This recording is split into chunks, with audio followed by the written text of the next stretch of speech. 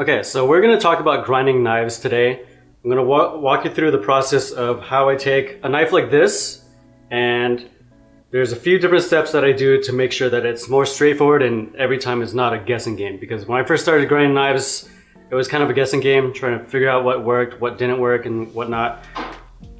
Most days I grind using a Workrest on the grinder. This is a technique that was taught by the late mastersmith Tim Hancock. He's kind of a legend. He taught this technique to a lot of people, and I like this because one is the Workrest will hold the knife up for you, so you don't have to actually physically hold up the knife. You can use the Workrest, and then all of your focus and all the pressure just is directed straight into the blade. So when you get pretty good at this, this is a very efficient way to grind a knife. And it's a little bit tricky at first, and it seems unintuitive, but once you get the hang of it, I think it's a pretty great way to grind the knife. This is a variation on Tim Hancock's method. He had some specifics on using like a big wheel to do a lot of the bulk grinding, and that was because a wheel is way more efficient at grinding material. I don't have a big wheel, I just get by with what I have, and this is what works. So it's a little bit slower the way I do it, but it still gets the job done. So the general idea when we grind a blade is, let's look at a cross section of a blade. I'm just assuming full thickness. You've heat treated it, full thickness. This is to help prevent warp and stuff like that. This is just the way we do it. Ultimately, you want your grind to end up at a point right here. This is gonna be the edge. So the edge is gonna be facing up. And let's say you want to grind full height, something like that.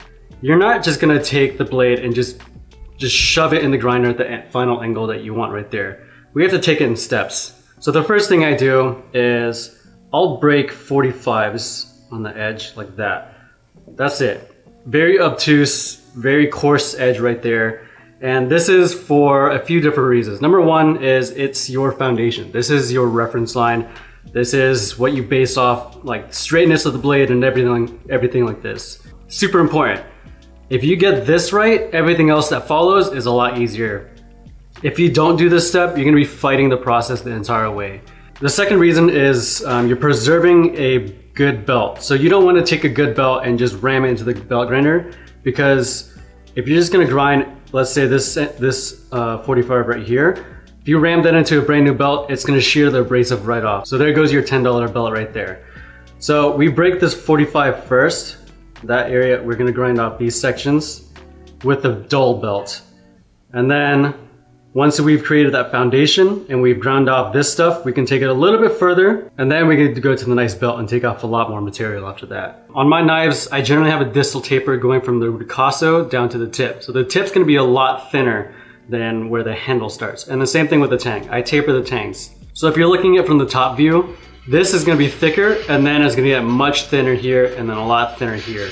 So looking back on the cross section of the blade, what I'm gonna do here is I'm basically gonna grind 45s at the spine to help me visualize where I'm gonna taper it.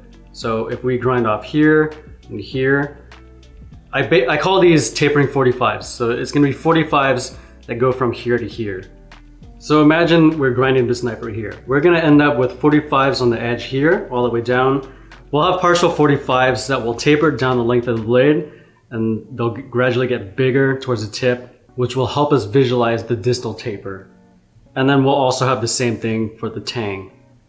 Most of the time when you're heat treating a blade, even full thickness, there can be often slight warps and whatnot, and if they're not too bad, you can grind them out. So these 45s that I'm grinding on the spine will designate basically how much I'm gonna take off from each side. So if you look at this, this is gonna be the top view of a warped blade. This is where the handle starts, and this is the center of the blade. We're shoving the tip over to the left, and we're shoving the end of the tang over to the left. So we're grinding off more on the warp side, and the partial 45s that we grind will help us visualize how much we need to take off. The 45s are there to help us visualize what the overall thickness of the blade is, help us account for any warps in the blade, and give us a foundation for where the edge is gonna sit straight relative to everything else. Before I grind the 45s, I'll often scribe a line down the center You can use a little carbide jig that sits on the blade. You can use a surface plate and a height gauge. You can just eyeball the 45s and double check the hard way like that. Either way, you should end up with 45s that will establish your foundation and dictate where your blade and thickness will end up being at. I just talked all about doing the 45s and all that kind of stuff and using a Workrest, but when I do the 45s, I actually do it freehand because these angles are so obtuse at the beginning that it's hard to use a push stick to get it in there. So I just hold it on the grinder freehand and I'll just do that first part. And then once I do the 45s, then I go to the Workrest and I do the heavy grinding then.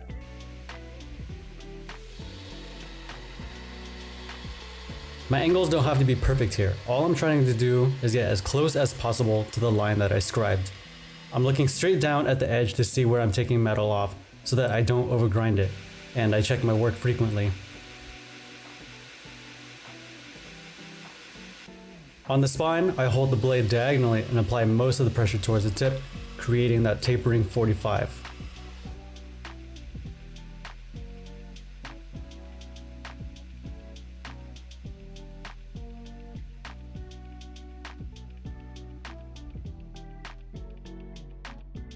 All right, so I've just done the 45s on this blade. The 45s that I did on here, I made sure I got them as straight as possible, both on the edge and on the spine. And one thing that's very important for me is that they're both lined up to each other. So like the spine can be straight, the edge can be straight, but I don't want them kinked one way or the other. Like they have to align themselves with each other. And what I mean by that is at the ricasso, they should be dead center. And then when they get to the tip, if the edge or the spine are pushed one way or the other, they should be pushed both at the same time. So I don't want one being pushed this way and then the other being pushed that way. So that's one thing I'm looking for. And I'll just check in the light, like multiple positions. I'll look at the edge, at the spine, kind of looking both that way. Sometimes I'll hold it horizontally like this. I check different light sources. And I just make sure that in every view, front, back, whatever, that it's gonna be straight and dead center. So on the spine, we've done our tapering 45 to show us where the distal taper and the taper tang will go.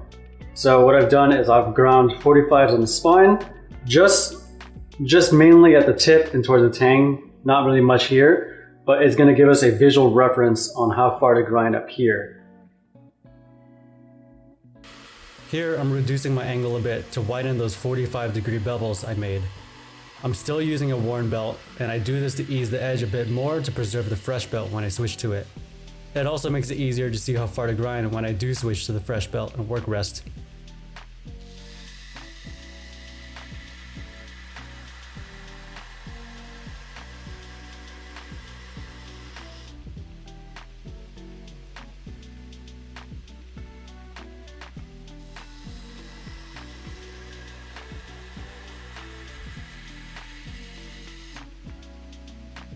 So now that I've done the 45s and I pushed those angles a little bit further, I'm ready to go from the more dull belt to a fresh belt. And I'm also ready to put the Workrest on there and use the push stick to do some more heavy grinding. So I've done the foundation, now it's for the bulk removal. The belts that I use are 36 grit ceramic belts. In general, you just want to use ceramic belts if you can. They cut really well, they cut cool, so not too hot, and they last for a long time. But you can see this belt is older. There's not too much to it. It'll grind, but it won't grind a huge surface very well. But it's great for just like profiling. It's great for doing any harsh, dirty work. This one's really nice. There's a lot of good grit in there, and you don't want to waste this. This is valuable. Since these cost a lot, you want them to last as long as possible. So you don't want to preemptively shear off belts, or not belts, grits. You want to make sure everything lasts a long time. And we go through one belt every, I don't know, a long time. Like once it's done at this stage, it becomes a profiling belt and it lasts for, I don't even know. We grind a lot with each belt. Like I think we try to be smart about it and it pays off. And it depends on the size of the knife too. Like I could do a bunch of these little ones with one belt. Yeah, but in general, carbon steel, This belt is, this belt is good for every steel. It's pretty amazing. Ceramic belts in general are just pretty dope. So this is the Workrest. This is the push stick that I use. It's really important that your Workrest has a notch cut out of it, like this right here. If your Workrest is flat and you're pressing it up against here, if the blade is thin enough, it can wedge through and get caught between the belt and the Workrest, and then that's pretty terrifying. I've had that happen a couple times. So super important, make sure it has a notch in there. That's safety so that the blade can't get caught. With the push stick, the way I remove material is if I want to take off towards the edge, I move the push stick a little bit higher. If I want to remove material towards the spine of the knife, then I just push it towards the spine. So this push stick does almost everything. The other hand doesn't do anything. You can tie a string to this knife, pull it along, and the push stick will do everything. This dictates where pressure is, how much pressure, things like that. Where you put pressure translates to metal being removed on the opposite side. So if I'm pushing up towards the edge right here, on the opposite side, I'm taking off material close to the edge. Another thing I want to talk about is getting to the final grind. So if I want this grind to be pushed all the way towards the spine, I'm not just going to shove it in there like that. I creep the angle. So I'm going to grind here first, do a pass, then I switch my angle a little bit lower. Next time I do a little bit lower, a little bit lower. So I'm basically taking this grind and I'm pushing that line closer and closer towards the spine. When your bevel gets wide enough, it gets easier to index it into the grinder and be able to push that line around.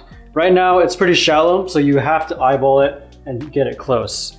But when this is wide enough, you can just press it on there and you're like, that's where the angle is right there. If you're new, go with less pressure and check a lot.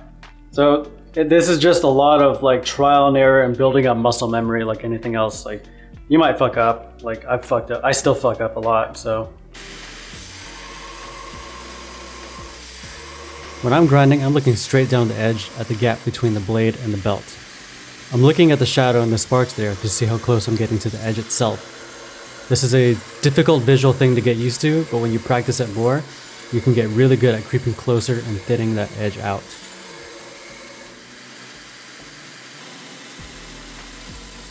Here you can see I'm just feeling for that angle. I'm not applying any pressure to the blade whatsoever, but it's floating that bevel right on the platen. When you've ground enough metal so that the line of your bevel is relatively high, it becomes very easy to feel it on the grinder, and you can adjust where you're taking material off based on how high or how low you apply the push stick. Grinding efficiently is all about applying pressure with the push stick and pushing that line progressively higher in steps.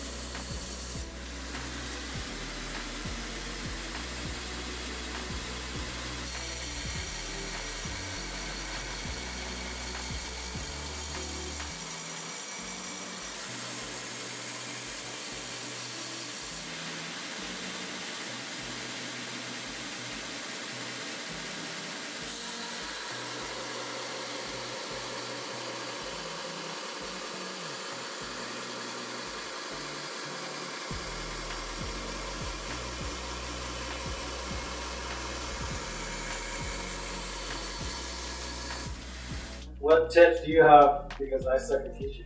So at the end of the video, just because Don had to teach me and I kind of had to learn from scratch, it's a little fresher in my mind, and I think I have a couple of tips that will help anybody that's just starting to do this stuff, because I had to start from zero. I mean, Don did too. He didn't like fall out of the womb. Yeah, but I learned, and I have like years of just like picking it up and like internally in my head I know what I'm doing, but I don't know how to vocalize it. Right, yeah, and I've always been better at flapping my gums, so maybe I can help just with a couple of tips that will give a beginner more visual signals of how well their grind is coming along. I think one of the biggest things when you're starting out, you have to exchange time for lack of skill. So if things take you longer, it's completely okay. Like Don finished this in the better part of a half an hour.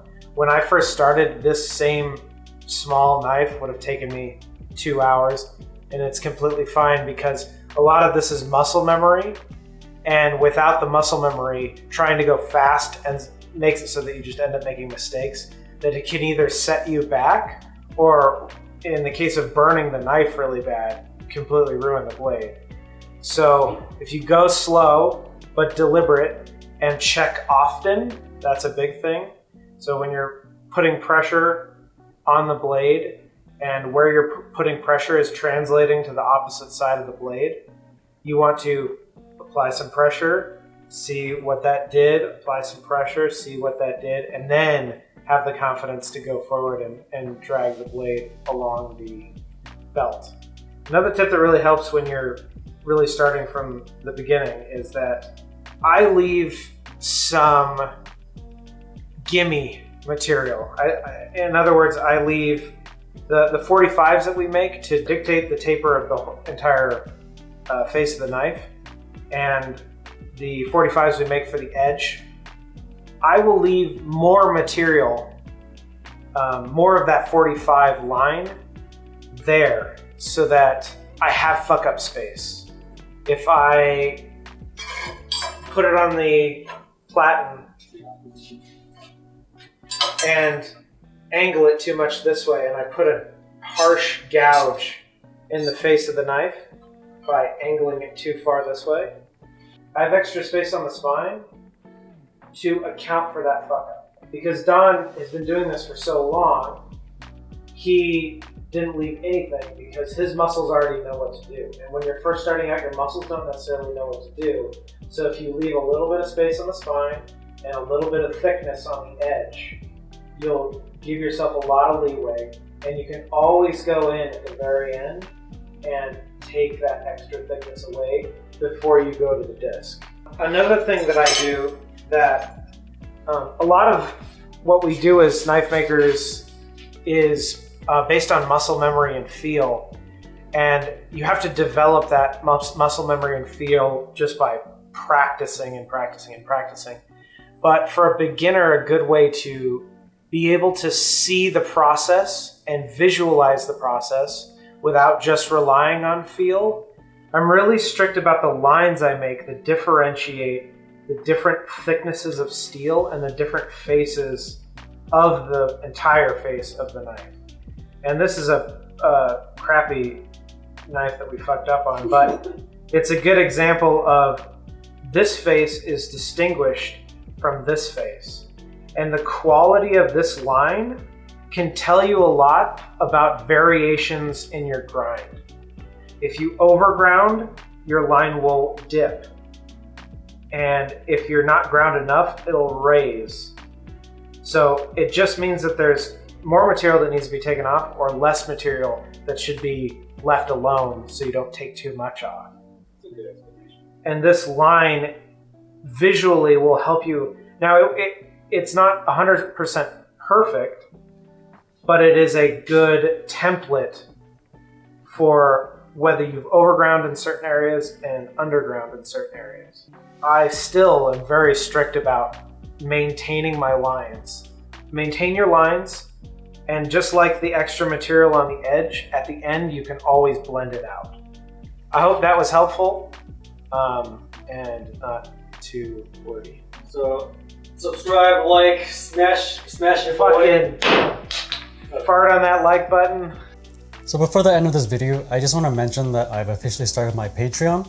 I don't like ads, I don't like seeing them, and I don't want them in my videos.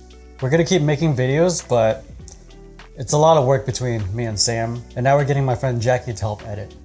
This is something that I really enjoy doing, and I want to keep showing the process and doing tutorials and stuff like that. For the Patreon, we're starting a Discord for people to chat in, and I'll be doing extra videos like monthly Q&As, uncut videos, and just miscellaneous things like that. If you like our stuff and you want to help out a little bit, we would be eternally grateful. But you definitely don't have to make any commitments or be pressured to make any financial contributions, just only if you want to. So, thank you.